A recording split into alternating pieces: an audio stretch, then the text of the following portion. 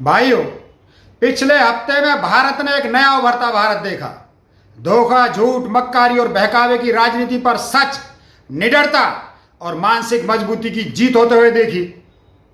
हाथरस की गुड़िया के साथ जो हुआ उसके बारे में सिर्फ एक पार्टी के नेता और समर्थक छोड़कर बाकी पूरा देश बोल रहा था। वो पार्टी कौन सी है बताने की जरूरत नहीं है, क्योंकि इस पार्टी के संस्कारों में ही अपराध और कामुकता भरी पड़ी है। इसीलिए कहते हैं राजा के दोषों की सजा प्रजा को भोगनी पड़ती है, और आज वही हो रहा है। बादलों में छुपाकर हवाई जहाज भेजना और राडार से बचाने जैसे मूर्खतापूर्ण बयान देने वाले हमारे देश के राजा हैं। राजा मूर्ख है, इसलिए देश को ज्ञान की हानि हुई। कुलदीप सेंगर, चिन्मयानंद, उत्तराखंड के बाथरूम वाले भाजपा नेता और संघ के समलैंगिक नेताओं की खुली तस्वीरों के बाद भी किसी के खिलाफ एक शब्द नहीं बोला। राजा पक्षपाती है, इसीलिए समाज में सम्मान और नैतिकता की हानि हुई। इसके बाद भी भाजपा के नेताओं को शर्म नहीं आई जब हाथरस के पीड़ित परिवार से मिलने जा रहे राहुल गांधी और प्रियंका गांधी को गिरफ्तार किया और कार्यकर्ताओं पर लाठियां चलाई। राहुल गांधी की कॉलर पकड़ी और प्रियंका गांधी के कपड़े पकड़े।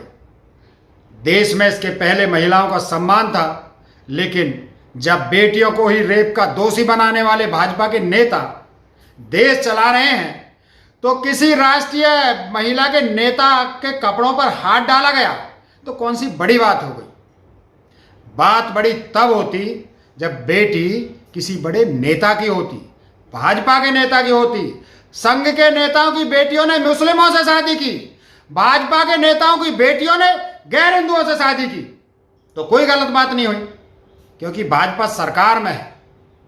लेकिन प्रियंका गांधी के कपड़े पकड़ने की हिम्मत इसलिए हो गई क्योंकि उनके पिता जीवित नहीं है। पिता जीवित नहीं है तो क्या उनके सम्मान को इस सड़कों पर ठेस पहुंचाई जाएगी? पर इस धोखे में मत रहना कायरों, क्योंकि इस देश की बेटी है प्रियंका। इस देश के लिए खून बहाने वाले पिता की बेटी हैं और सीने पर अपनों की गोलियां खाने वाली दादी की पोती हैं। प्रियंका का अपमान आप लोगों ने किया है। प्रियंका का अपमान उस बलिदानी परिवार का अपमान है जिसने अंग्रेजों से माफी नहीं मांगी, बुराई और नफरत के आगे सर नहीं झुकाया। इसलिए यह काला दिन भाजपा के इतिहास में गंदे अक्षरों से लिखा जाएगा, जिसे खुद भाजपा का भविष्य भी शर्मिंदा होकर देखेगा। मैं पूछना चाहता हूं भाजपा सरकारों से कि किस हिंदुत्व की राजनीति करते हो आप लोग?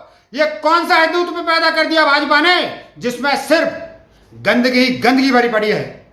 इस हिंदुत्व में लोगों को गालियां देना सिखाया गया है, रेप की धमकी देना और रेप करने वालों को बचाना सिखाया गया है, जान से मारने और दंगे करना सिखाया गया है। कौन सा हिंदुत्व है ये जिसमें बेटियों की इज्जत लूटने वाले किस जाति के हैं ये देखकर एफआईआर लिखी जाती है? ये कौन सा हिंदुत्व है जिसमें लड़की दलित हुई तो लड़की गलत, लड़की उच्च जाति की हुई तो लड़का गलत? अरे हिंदू धर्म पर कलंक लगा दिया तुम भाजपाई जयचंदों ने, और इन भाजपाई बेशर्मों से ज्यादा दुखी तो देश की जनता से हूं।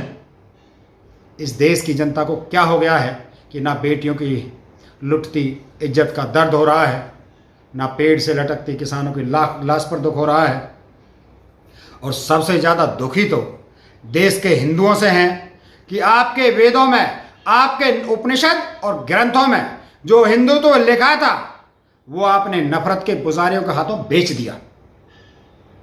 मुझे कहते हुए दुख हो रहा है कि मुगलों और अंग्रेजों के अत्याचार सहकर हिंदू धर्म को बचाने वाले पूर्वजों के हिंदू औलादों ने एक गुंडे के डर से अपना धर्म बेच दिया।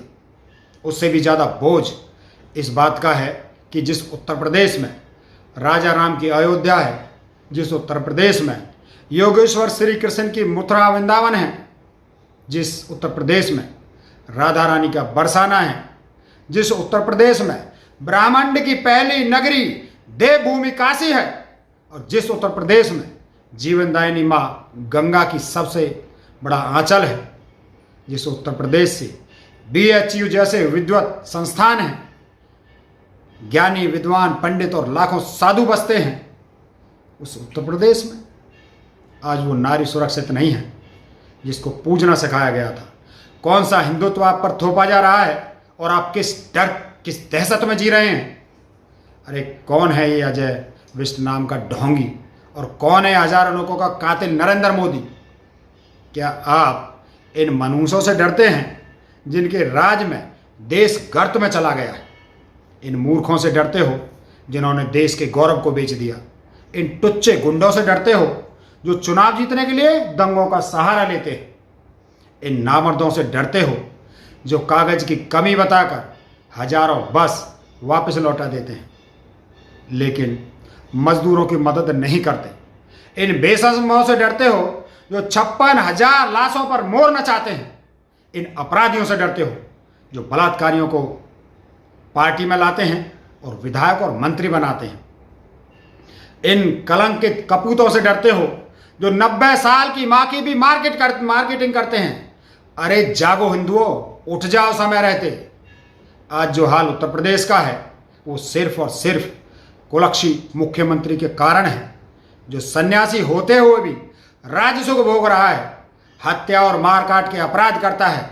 क्या आपके वेदों में कोई ऐसा राजा लिखा है जिसके राज में बेटियों की इज्जत लूटी जाती है, फिर लड़की को जिंदा जलाया जाता है, फिर किसी छोटे अस्पताल में मरने के लिए छोड़ दिया जाता है और मर जाए तो रात में 2 बजे कचरे के ढेर में जला दिया जाता है? अपने आप को हिंदू कहने वालों, चुल्लू भर पानी में डूब मरो। आज इस देश का हिंदू कायर हो गया है। वीर शिवाजी, महाराणा प्रताप और सिख गुरुओं का सर शर्म से झुक गया होगा। ये महान योद्धा स्वर्ग से भारत के हिंदुओं की मरी आत्मा को देखकर पछता रहे होंगे कि हमने इन कायरों के लिए जान लुटा दी, सर कटवा दिए और गरम सलाखें आंखों में भर ली। इससे अच्छे तो पशु पक्षी होते हैं जो अपने मालिक की मौत पर खुद भी प्राण छोड़ देते हैं। लेकिन आज भारत का हिंदू इतना डरपोक होगा, भारत के किसी वीर योद्धा ने कभी नहीं सोचा होगा। शर्म आनी चाहिए देश के हिंदुओं को। न हिंदुओं की बेटी की लाश नजर आ रही है, पेड़ों पर लटके किसान नजर नहीं आ रहे हैं, सिर्फ और सिर्फ एक नेता के तलवे चाट रहे हो। मैं कहता हूं कि आपके बच्चे आपके मुंह पर थूकेंगे और आप चुपचाप अपनी ये कायरता सहोगे।